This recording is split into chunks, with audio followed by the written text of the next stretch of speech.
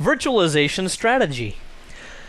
In this nugget, we take a look at virtualization strategy, where we start off by talking about server consolidation, which is a big thing right now because it's going to save you not only rack space, but it's going to save you energy, and it's also going to hopefully actually save you money in the long run. We'll take a look at that. We'll also take a look at application virtualization. Now, with this, we want to make sure that we can run applications that might not otherwise run in the current operating system that you're trying to make the application run in. For example, maybe there's some kind of network application that was custom designed for you long ago that only works with NT4. Well, now what are you going to do? Well, also we could take a look here at Hyper-V clustering. And this is a big issue, and especially important, I think, for our current exam purposes. And with this, we can set up two physical hosts, both with their own nodes for the cluster, and then we can connect them to common storage. And we can also do this in a high-density way using our server consolidation. And then finally, there's a great tool to manage all of this, especially in larger enterprise, called System Center Virtual Machine Manager. And we'll just take a quick overview of what that tool can do for you. I remember years ago there was a company that I worked for where I had a manager that was extremely tight-fisted, so that even if I would fully justify the reasoning that we needed a few new servers, he just would not let go and let us purchase new servers. It always baffled me because we could fully justify it. In fact, buying the servers would have actually saved money in the long run.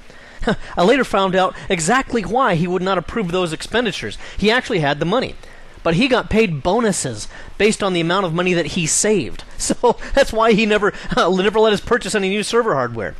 The only thing I remember him actually letting us buy was when we had a RAID array that literally caught fire.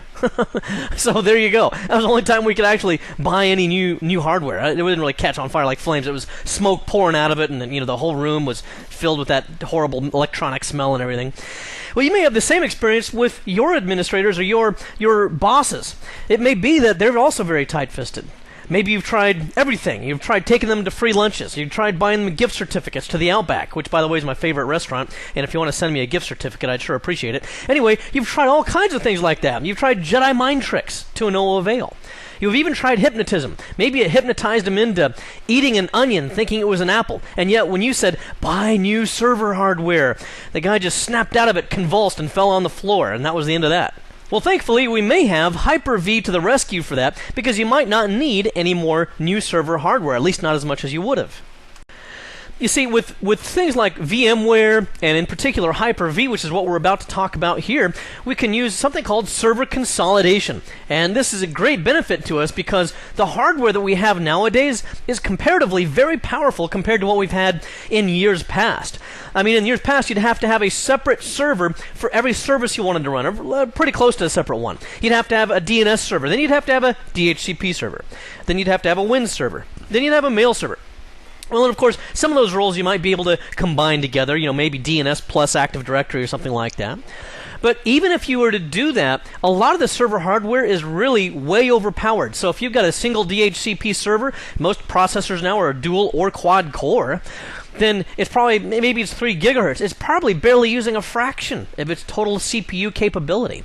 Also, the hard drive is probably way bigger than it needs to be. It seems like everything comes with at least a terabyte anymore, and that's probably also way more hard drive space than it needs. So our hardware is comparatively powerful and very often underutilized. We use just a tiny fraction of what we really need. So what we can do is to consolidate using virtual machines. Now, you can, of course, use VMware, and that's my preference, and I've been using VMware for a long time. And that's what I do most of my demos with. Anytime you see me make a remote desktop connection like this right here, that's usually going to be to a VMware machine. This particular connection that we have is to actual physical machine, but every other one I think that I've done has been to VMware machines. So the benefits that we get by using VMware or by using any kind of virtualization like Hyper-V is higher density. This has a lot of different advantages. So, for example, instead of having, let's just say take 4 servers. They take a certain amount of dimension space in your server room. They take an amount of space there. If you can take all of those servers and then put them into a rack, a single rack, you might be able to put the 4 like this. something like that. To take that even a step further, if you could virtualize it, you could put all 4 rolls, maybe if they're fairly lightweight rolls, you can consolidate all of those into a single rack space that's 1.5 inches high, right there. And then you can fill up the rack with other things that you need to do within your company. So the consolidation for both physical space as well as ease of management dramatically increases. That's what we call a server density or high density. Also, it's going to be less management because, it seems to be like it's also a little bit of a single point of failure, because if I have 4 roles on this one server and it fails, I lose all 4 roles at once. Whereas with separate servers, if one fails, at least I have the other 3 remaining, right? Well, that is true. However, you can also still use things such as clustering. You can cluster your virtual machines on separate physical hardwares, maybe in a different rack somewhere else. This would be one member of the cluster, and then some other rack would have the other member of the cluster, and then common storage in between. So in terms of the hardware maintenance, there's a lot less as well. We only have to, blow the dust out of one case. We only have to manage one machine, whereas here we had all of the resources necessary to manage and maintain all 4 of those machines. Plus, we'd have 4 service contracts, possibly 4 separate extended warranties that you might have bought, or service plans or whatever. We can also optimize our resources, which is largely the same thing that I was just saying up here with how we can optimize our current hardware, which is very powerful. Also, we are able to get good reliability out of this, as I mentioned just a while ago. Anything that's a critical need could be clustered, and we also have other things such as network load balancing. For example, if it's something like stateless applications, or I could just use traditional clustering, which uses the same shared storage. I'll talk about that more here in a little while. But so we still get some redundancy there, and we also have some sandboxing. Let's take a look at it this way. In the old method, if you separated everything out to a different server, and maybe I had an IIS server here, and I had a DNS, DHCP. Let's just put wins over here, something like that. Okay, now what would happen here is, if I decided to consolidate this way and say, you know what, well, I'm going to try to consolidate by putting all of these roles on a single server. Now, I know there's security questions there as well, but just work with me for a minute. If I put all of those on there and we didn't have these anymore, then what would we have? We'd have all of those roles right here in a single point of failure. So if I had a custom IIS application that we started to run and it turned out to be unstable and it brought down IIS or a blue screen the server, well, then I lose all the roles. Now, fortunately, we have sandboxing in a couple of ways now with IIS. One of those ways is with IIS, in that you can sandbox your application so that if it fails, then it doesn't bring the whole server down, it just brings down IIS there. And then also the other sandboxing that we can have now with virtual machines is if I've got all 4 of these roles divided up on this one U server into 4 separate virtual machines here, then if this one's IIS over here on the end and it fails, it only brings down that one virtual machine. These other virtual machines continue to run. It's also greener. It's going to burn up a whole lot less electricity. If you use individual servers for these roles, they all may have redundant power supplies, maybe 850 watt power supplies if they're heavy duty. They may have multiple hard drives in each one of them. They may be quad core, and they may have 4 processors in each one of them. And then they've got all these fans burning inside each one of these as well, 24/7, day and night. So that's a lot of electricity. Whereas with this, I have a one-use server with a couple little fans in the back, and everything just hums along just fine. And it's going to use dramatically less energy than this kind of a method would. Okay. Now, you may be of the persuasion that green is good, and it is certainly. But in my opinion, and this is my sinister, skeptical opinion, I think the reason why a lot of companies go green is really because they know they're saving all this money. They don't have to burn this electricity anymore. But the side benefit is it is also greener. Now, it's also portable storage. These servers right here, these virtual machines, I can pick up physically and take this 1U rack out of this rack and put it in some other rack somewhere. Okay, I could do that if I want to. Much easier to move that 1U unit than it is to move all 4 of these, plus all their cords and cables and all of that stuff. The other part of that's portable is, let's say that this is an empty 1U item right here, doesn't have anything on it yet. Well, what we can do is if we want to move our virtual machines, maybe we have some kind of a data center restructuring or something, I can transfer all of these virtual machines up to here as well. And there's a number of different ways to do that. It might be simply as simple as copying them, or if you use the System Center Virtual Machine Manager, there's a lot of that's automated. And so it does a lot of this for you, and if you use something like a Fiber Channel SAN, it can even automate the moving of the storage for you, so it's pretty cool. Other advantages to using Hyper-V are for application virtualization. Now, we talked at previous nuggets in this same series about how you can make your applications work when they might otherwise be incompatible for various reasons. And we use terminal services for some of those purposes. Now, you can also use applications that might conflict, I should put, with the operating system there. So they don't really install under Windows Server 2008. Maybe you have a network application that was designed for Windows NT 4, and it's never been updated, but you have to have that. Well, now what are you going to do? Well, install Hyper-V, install NT4 as a virtual machine inside of Hyper-V, then install your application on NT4, and you're good to go. So very good for that kind of purpose, as well as for test applications for which you don't want to have to buy a whole other set of server hardware. Just use your existing hardware that's running Hyper-V and install your applications inside of one of those virtual machines, and you're good to go. Another big plus with Hyper-V and any virtual machine solution is you can still use clustering. That was one of the initial objections with virtualization, was that people didn't want a single point of failure. But with clustering for your more critical roles, you can put the nodes for your clustering solutions on two separate physical hosts in different spaces. And that way they're still able to perform clustering together. Also, we'll have redundant storage involved as well, at least you should have. So you might put the storage that both of these nodes access on RAID 1 arrays, for example, for mirroring, or RAID 5, which would be a striped set. Or you might use something like RAID 10, which would be something like a mirrored stripe, or etc. There's a number of different solutions now where even the shared storage that's being accessed can be made redundant and provide good failover purposes.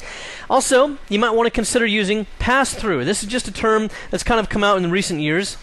And as it relates to virtual machines, at least, this is storage media that's made available to the guest only. The host may not even see it, okay, but it still passes through the host, so to speak, and is made available to the guest. So it's pass-through storage.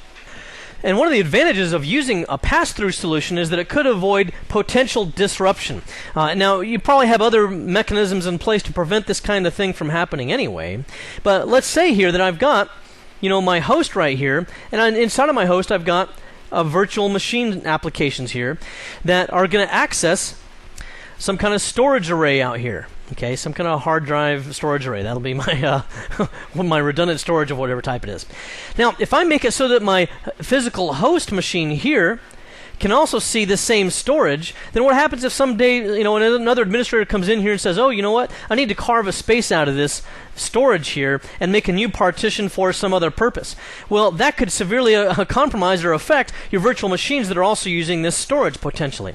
So if you want to avoid any kind of mixing and matching with your storage there, you could use pass-through storage. And probably one of the easiest ways to do that, well, there's a lot of different ways. One of the ways to do that is through iSCSI.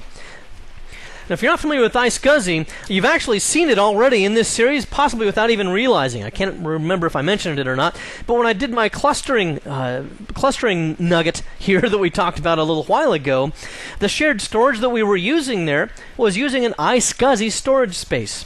Very easy to set up and configure, and it's another method that can also be used for pass-through.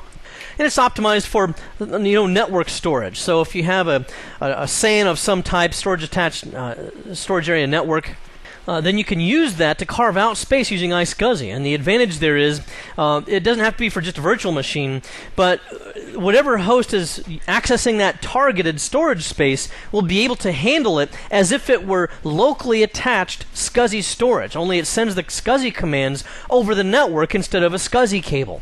So it looks to the machine as if it's actual physical hardware that's locally attached. And then what you would also want to do, and this is important for exam purposes here as well, is that for many purposes, for a cluster especially, you want a separate logical unit number for each clustered host on that storage. Now, let's take a look at a diagram to bring some of this more together. Alright, so let's take a look at this. And by the way, everything I'm about to show you here, I would definitely keep this in mind for the exam objective purposes. It just seems to me like this could be important information to know about. Now, we have two hosts here. This is my first host, and it's VM Cluster 1. On VM Cluster 1, I have 4 virtual machines, each one of these. Each one of these is one node in a 2-node cluster. The second node for each one of these nodes is going to be over here on VM cluster 2, which is a host machine here. It has 4 virtual machines. Okay, each one of these is also a cluster member of the corresponding node over here on this side. So these two are clustered together, these two clustered together, these two, and these two. All right. Now, what I have also got here is shared storage, because remember, you have to have that for clustering purposes. Now let's talk about another important element here, and that is the shared storage we're going to use. In most instances here nowadays, I'm going to consider this to be network storage, but it could be a RAID cabinet with physical SCSI cables attached to each one of these hosts. But anymore, we're very often using serial attached SCSI, which is a very fast form of SCSI. Former versions of SCSI were always parallel, or it could be fiber channel, such as in our fiber channel storage area network, or it could be something like iSCSI, which would also be found on the network. Okay. Now, once I've got that, another thing I could do is, let's just say I wanted to, using hardware storage, hardware implementations, I could make this redundant somehow. I might make it a RAID 5, for example, RAID 5. I don't have space, so I'll just put the 5 under there. And that would be where there's reconstructive stripe put across each one of these hard drives so that if one of them fails, I can replace that one hard drive and then rebuild the data that used to be on that failed hard drive from the stripe data that's on the remaining 3. So that's one thing I could do. Another thing I could do here would be to use something like mirroring, which would be RAID, give myself more room here, 1. So maybe this drive mirrors this drive, and this drive mirrors this drive, and they're both exactly containing the same exact data. So whichever method I decide to use, I generally assume that it's a better practice for most people to use RAID of some type, something that gives you some failover and redundancy there, so that if one of the members fails, it doesn't bring down, all the virtual machines that were depending upon it. Another thing I would do here, by the way, is I would set up these possibly in separate logical unit numbers. That might be LU1, LU2, LU3, and LU4. Okay?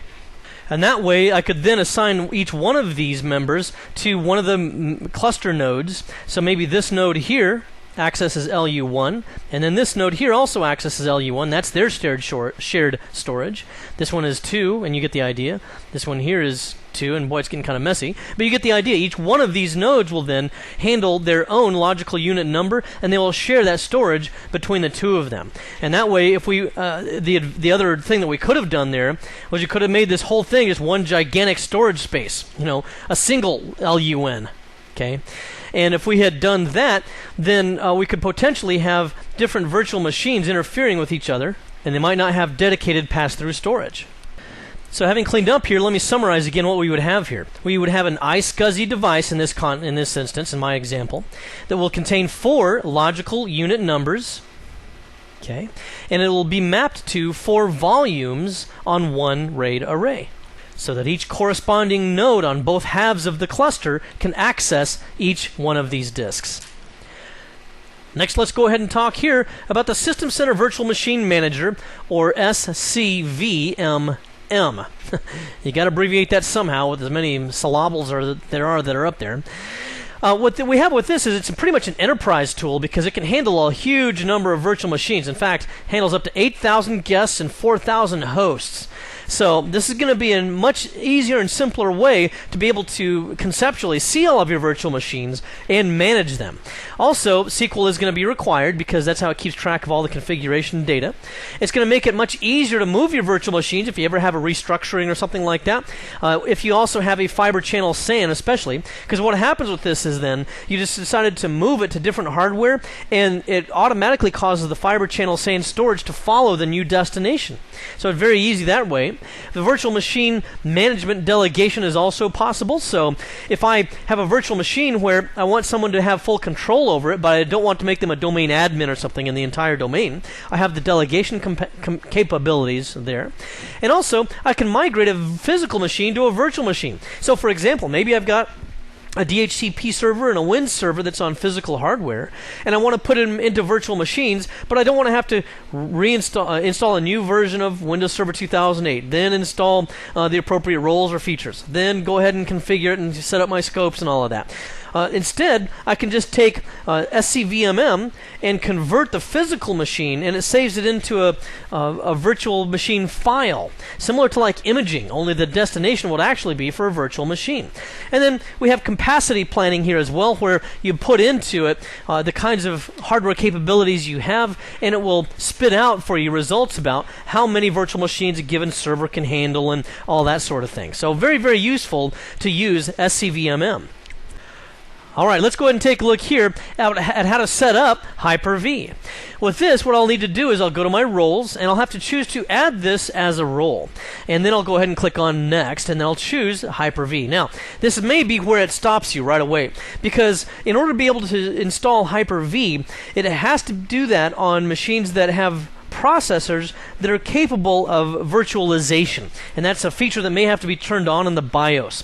In fact, one of the reasons why I'm making a physical connection to hardware here, I mean this is actual server hardware that I'm connecting to, is because some of my other machines didn't have that capability. So I had to actually install a server on a different piece of hardware and run through it this way. Now, once we click on Next, there's not that much else to it, except that you do have to identify one or more Ethernet cards that your virtual machines can communicate through, and then you install it, and when it's done, we'll come back and take a look.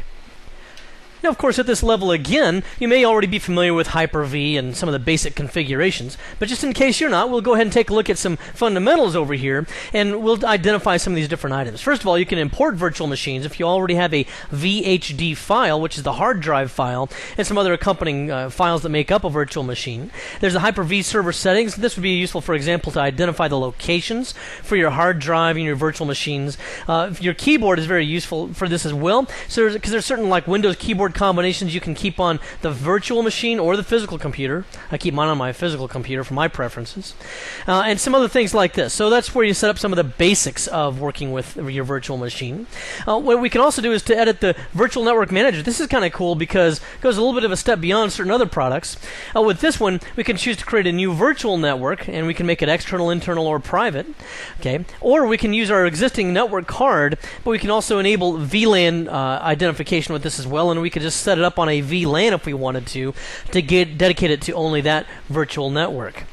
So those are some of the basic kinds of ideas there as well. You can also edit a disk to make changes to it. It actually starts a wizard so that you can edit the disk. Or if you need to inspect a disk for its integrity, you can do that as well. But I'm going to go ahead and choose New Virtual Machine here, and I'm going to go ahead and just click on Next, and I'll type whatever I want to call this. I'll just call this W2K8 64. It'll be a 64-bit version of Windows. And I'm going to store it in the default location that I specified earlier. You can always change that if you want to. Then I'll specify amount of memory, and I'm going to identify which connection I want it to be able to use. And then I'll give us some completion information right here, such as the name of the file that we're going to have. There's its location again, for the hard drive part of it anyway, and the size of the hard drive. Okay, this drive, by the way, can expand as necessary if we need more space. Then we can install the operating system later, or install it from a CD-ROM, or from an ISO file, or from a boot floppy disk. You know, whatever makes sense. There's also a network-based installation server, such as Windows Deployment Services. I'm going to go ahead and point this server to an ISO file. And then as I click on Next and Finish, then it's going to just go ahead and start the virtual machine after it's created if I check that box. And then what should happen is it should boot up and boot right off of that that ISO file that I pointed it to. Alright then, once we get that thing rolling and I clicked on Finish for the wizard, we'll see here that it booted up to the ISO file, which it interprets as an actual DVD. One thing I don't necessarily like about VMware, about Hyper-V and Virtual Server is that it always puts things in Windows, whereas I prefer like VMware that has these in tabs, but that's just a preference for my part. I can double click on it to fully expand it though, and that might help a little bit. Then I'll just go ahead and click on Next, and what I would do here from this point is I would just simply go on through and complete the wizard, and we would then have an operating system inside of this. In this nugget, we talked about virtualization strategy, where we started off by talking about server consolidation. This gives you the ability to optimize the hardware capability that you have with your existing hardware, and hopefully not to have to buy any more hardware. Plus, you can get higher server density with your server consolidation and save energy and money and all kinds of things. We also talked about application virtualization. Now, there's a number of times when we talked about that in the past, but as it relates to virtual machines, you could make that work with an application that might not otherwise work in your current installed operating system. Maybe it was installed for or designed for only NT. Well, you don't even have NT anymore. So you'd have to install NT in a virtual machine and run the application from there. We also talked about Hyper-V clustering. This is a great way and a very common way that's growing in popularity with system administrators to give themselves high redundancy for certain services and network applications. And then we concluded by talking about some of the main features of System Center Virtual Machine Manager. Well, I hope this has been informative for you, and I'd like to thank you